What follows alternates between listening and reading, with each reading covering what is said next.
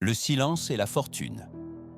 Il y a des histoires qui ne s'éteignent jamais vraiment, même lorsque les années passent et que les voix se taisent. Celle de Woody Allen, l'un des réalisateurs les plus fascinants et les plus controversés de son époque, appartient à cette catégorie rare où la lumière de la célébrité rencontre l'ombre des décisions intimes. Aujourd'hui, c'est dans un silence presque religieux que l'on parle encore de son mariage avec Soon-Yi Previn, une union qui a divisé Hollywood, brisé des familles et marqué une époque entière. À la fin des années 1990, alors que sa carrière atteint encore des sommets, Woody Allen traverse une tempête sans précédent. Son patrimoine artistique est immense. Plusieurs films devenus cultes, un style inimitable, une fortune estimée à plusieurs dizaines de millions de dollars. Mais derrière les projecteurs, un autre récit se dessine. Celui d'une relation qui allait changer à jamais son nom, son héritage et la perception du public. La presse observe, la rumeur enfle, puis tombe, brutale. Woody Allen a épousé Soon-Yi Previn, la fille adoptive de Mia Farrow, sa compagne d'alors. Dans son appartement new-yorkais, les murs semblent aujourd'hui encore retenir les traces de cette époque. Des photos renversées, des livres empilés, un piano silencieux. Tout cela raconte mieux que des mots la collision étrange entre génie artistique et chaos affectif.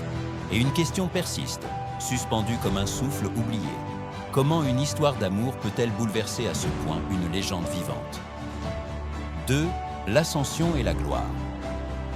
Avant que les murmures ne prennent toute la place, il y a eu la lumière, celle qui entourait Woody Allen dans les rues de New York, comme une aura faite de jazz, de névroses élégantes et de dialogues qui claquaient comme des vérités. Né sous le nom d'Alan Stewart Königsberg en 1935, dans un quartier modeste de Brooklyn, il grandit au milieu de voix qui parlaient vite et d'histoires qui s'échappèrent des fenêtres ouvertes. Très tôt, l'humour devient son refuge, sa manière de tenir le monde à distance.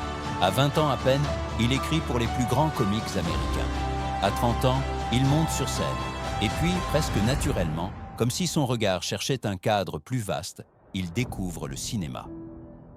Là commence l'ascension d'un auteur unique, capable de transformer les angoisses quotidiennes en poésie urbaine.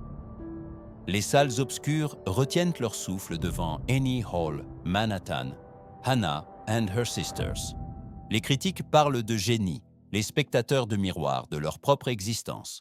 Mais la gloire ne raconte jamais toute l'histoire. Derrière les dialogues brillants se cache un homme discret, presque fuyant, qui préfère les petites pièces encombrées de livres au tapis rouge. Le succès lui apporte l'admiration, mais aussi un isolement subtil. Un cercle étroit de collaborateurs fidèles, un rythme de travail presque monastique, une vie privée murée derrière des portes closes. C'est dans cet univers fragile, à la fois triomphant et vulnérable, qu'entre Mia Farrow. Elle devient sa muse, sa partenaire, son miroir artistique et affectif. Ensemble, ils construisent un foyer fait d'enfants adoptés et biologiques. Une constellation familiale complexe, vibrante, parfois chaotique. Au cœur de cette constellation se trouve une jeune fille discrète, Soon-Yi Previn, adoptée par Mia bien avant l'arrivée de Woody Allen dans leur vie. La lumière, cependant, n'éclaire jamais sans créer des ombres. Et à mesure que les années passent, une fissure imperceptible s'élargit dans la façade brillante du réalisateur. Car derrière chaque triomphe, il y avait déjà une question qui se formait, silencieuse. Qu'arrive-t-il lorsque la vie privée d'un homme finit par menacer l'œuvre qu'il a bâtie? 3. Le retrait et la solitude. Avec le temps, la lumière autour de Woody Allen ne s'est pas éteinte d'un coup. Elle s'est simplement mise à vaciller, comme une lampe ancienne dont la flamme refuse de mourir, mais perd peu à peu son éclat. À l'orée des années 2000, le réalisateur continue de tourner, un film par an fidèle à son rituel presque sacré. Pourtant, quelque chose a changé. Le bruit du monde est devenu plus lourd, plus tranchant, les regards plus insistants. Et dans cet océan de jugement, il choisit le retrait. Son appartement de Manhattan, jadis lieu de rencontre et d'effervescence artistique, devient son refuge. Les volets restent souvent entr'ouverts, laissant passer une lumière jaune et fine qui découpe les pièces en zones d'ombre. Sur les étagères, les livres sont les mêmes, soigneusement alignés, mais leur présence semble plus nostalgique que nourrissante. On dit que Woody Allen passait de longues heures près de la fenêtre, observant les rues d'en bas, comme s'il cherchait à comprendre ce New York qui lui échappaient désormais. Ses apparitions publiques se font rares. Les interviews encore plus. Même dans les tournages, sa voix paraît plus basse, ses gestes plus lents, comme si chaque décision devait traverser un voile invisible. À ses côtés, Soon-Yi Previn reste une présence discrète mais constante. Mariés depuis 1997, ils avancent ensemble dans un silence qui surprend autant qu'ils protègent. Ils élèvent 2 filles, isolées des projecteurs, comme pour préserver ce qu'il leur reste de paix. Ce sont aussi des années de choix douloureux. Se tenir en marge, ignorer les tempêtes médiatiques, accepter que certains alliés de toujours prennent leur distance. Le cinéma, son refuge absolu, devient un espace plus fragile. Quelques studios hésitent, le public se divise, et les critiques cherchent à démêler l'œuvre de l'homme. Dans cette atmosphère suspendue, une sensation domine, la solitude. Une solitude épaisse, presque tangible, qui semble habiter les murs, les couloirs étroits, les nuits d'insomnie. Et c'est dans cette maison, au cœur de cette ville qu'il a tant filmé, que Woody Allen sent lentement le silence gagner du terrain, comme une ombre qui avance sans jamais reculer. Le jour où la lumière s'est éteinte. La mort ne prend pas toujours la forme d'un dernier souffle. Parfois, elle se glisse dans une vie bien avant que le cœur ne s'arrête, silencieuse, presque imperceptible. Pour Woody Allen, ce jour-là n'a pas été médical ni physique. Il a été médiatique. Une mort symbolique, brutale, qui a éclaté sous les yeux du monde entier, comme une porte que l'on claque après des années de murmures. Tout commence un matin d'hiver où les journaux se réveillent plus bruyamment que d'habitude. Les titres s'allongent, les images se répètent, et l'ombre d'une seule histoire recouvre tout le reste. Dans son appartement feutré, Woody Allen ouvre les rideaux. La lumière grise de New York glisse à peine sur les meubles sombres. Le bruit de la rue, d'habitude si familier, semble étrangement lointain. C'est comme si la ville elle-même retenait son souffle. Dans la pièce voisine, la radio murmure les actualités. Les mots tombent, lourds, tranchants, comme des pierres lancées contre une vitre. Accusations, ruptures, déchirures familiales. Le monde ne parle plus du réalisateur, de l'artiste, du génie new-yorkais. Il ne parle que de l'homme, de ses décisions privées, de cette relation avec Soon-Yi qui bouleverse, dérange, divise.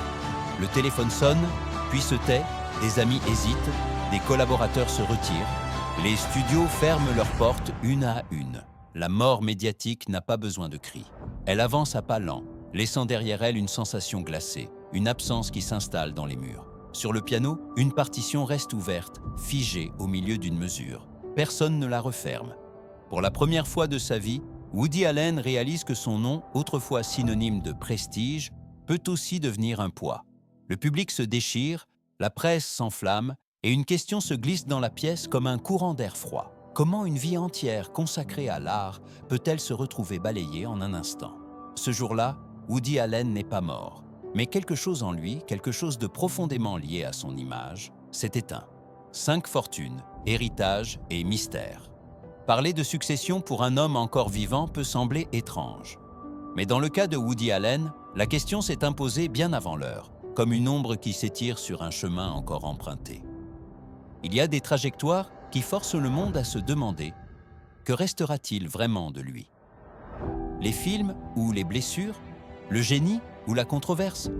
La fortune bâtie sur des décennies de travail ou le silence que certains tentent d'imposer autour de son nom? La fortune de Woody Allen, estimée à plusieurs dizaines de millions de dollars, n'a jamais été ostentatoire. Pas de villa tapageuse ni de voiture de collection. Son royaume se résume à un appartement feutré de Manhattan, un lieu où les piles de livres disputent de l'espace aux scripts annotés et aux partitions jaunies. C'est là que se construit, dans une semi-pénombre intemporelle, la véritable succession de l'artiste. Une œuvre dense, labyrinthique, fragile, qui compte plus de 50 films, dont plusieurs classés parmi les œuvres majeures du cinéma américain. Pourtant, derrière cette richesse immatérielle, une question demeure. Que deviendra cet héritage lorsque le silence tombera définitivement sur son histoire? Les archives, les scénarios inachevés, les carnets remplis de notes, l'appartement saturé de souvenirs, tout cela appartient à un homme dont l'image s'est morcelée au fil des ans. Certains admirateurs rêvent d'un musée, d'autres d'une fondation, tandis que les critiques affirment que le temps décidera lui-même de ce qui mérite de survivre. Et puis, il y a la dimension la plus intime de cette succession, sa vie familiale avec Sun Yi Prévin. Depuis leur mariage en 1997, le couple a choisi une existence à contre-courant de la médiatisation, presque souterraine. Ils ont élevé 2 filles loin des caméras, dans un environnement protégé, loin des feux qui brûlent lorsqu'ils éclairent trop fort. Ce choix, silencieux mais ferme, raconte mieux que n'importe quelle déclaration ce que Woody Allen veut transmettre. La possibilité de reconstruire une vie dans les marges, dans la discrétion, dans un amour assumé malgré la tempête. Si certains voient mais dans cette union une blessure irréparable à l'histoire familiale, d'autres y lisent l'obstination d'un homme qui refuse que le monde décide pour lui. La succession, alors, ne se résume plus à des chiffres, des comptes bancaires ou des biens matériels, mais à une trajectoire de vie, celle d'un artiste déterminé à protéger ceux qu'il aime, quitte à perdre une partie du monde extérieur. Dans son appartement, une pièce reste toujours légèrement éclairée. C'est là que Woody Allen conserve des photos de tournage, des affiches anciennes, des bobines de films. Beaucoup affirment qu'il continue certains soirs à les regarder une à une, comme pour vérifier que son histoire n'a pas été déformée par le bruit.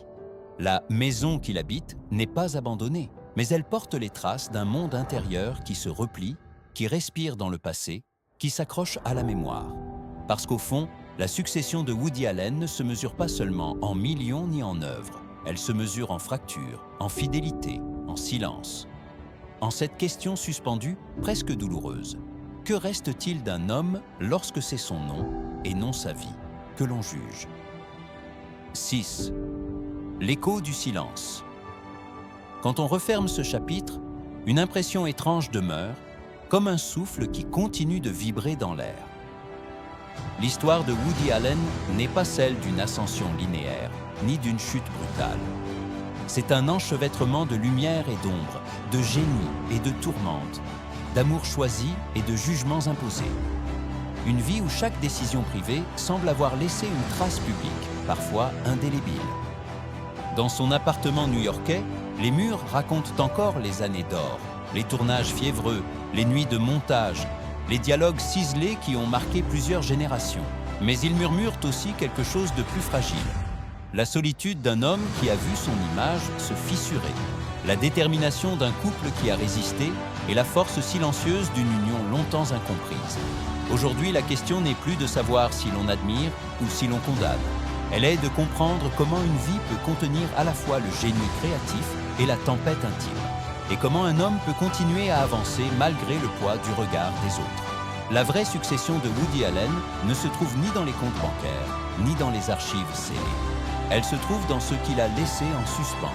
Des films qui interrogent l'âme humaine, des histoires où le doute, l'amour et la peur forment un fragile équilibre. Et au milieu de ce silence, une lumière vacille encore, comme une dernière question ouverte. Qui, demain, se souviendra véritablement de l'homme derrière l'œuvre? Et si la seule richesse qui survit vraiment était le souvenir que l'on dépose dans le cœur des autres?